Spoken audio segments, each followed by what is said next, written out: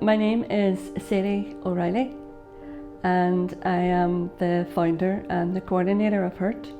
HURT stands for Have Your Tomorrows, which I think is very appropriate for people who are going through that hurt. They can have their tomorrows.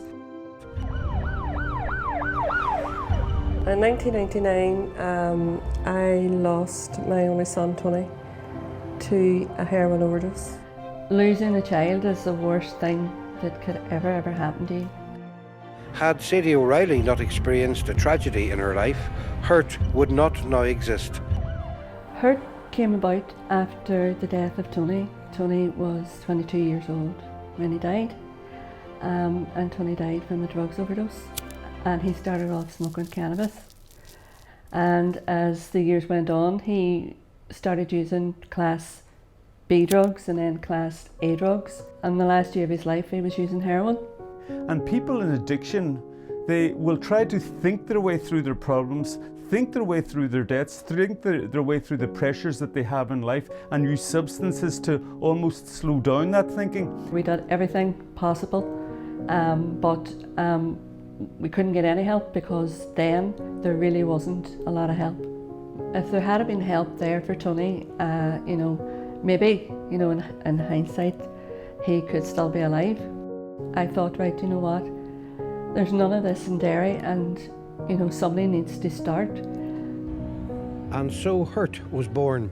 Standing for Have Your Tomorrows, the service was at first limited to a telephone helpline. In the years that were to follow, HURT grew and grew. The team now work in harmony with service providers and other groups to provide holistic care and alternative therapies. HURT, for what we stand for, we treat everybody with respect. We don't look upon them, you're a drug addict or you're an alcoholic. We will work with people unconditionally. Sadie empathises. This is something Sadie has in her heart. And this is something very close to the heart of Desi and Sadie at the head of this organisation. I first came to HURT because I struggled with alcohol. It was in 2008. I was 18 and I was drinking very, very heavily. It's like when I first started to come here, my son was about a year old, and I lost my sense of self and who I was, just constantly being a mum, 24 hours a day, 7 days a week. And when I come here, I actually get a chance to be myself, be Lizzie again. The programs that we're doing, we're helping people that are maybe lost too as well. They've got mental health issues. They've come from a broken family, maybe domestic violence. They're out of the family environment. They're living in the streets. So we have people like that now coming in to do programs. And at the end of the programs, their lives have been turned around. It brings the young people in, it's very empowering because they choose their program and they decide what they want to do, and we work with them on a one-to-one basis as well as within a group setting. There's like different aspects to it, like socially. It's got me like chatting to like girls again and having the crack, and then educationally we've done loads of like OCNs and stuff.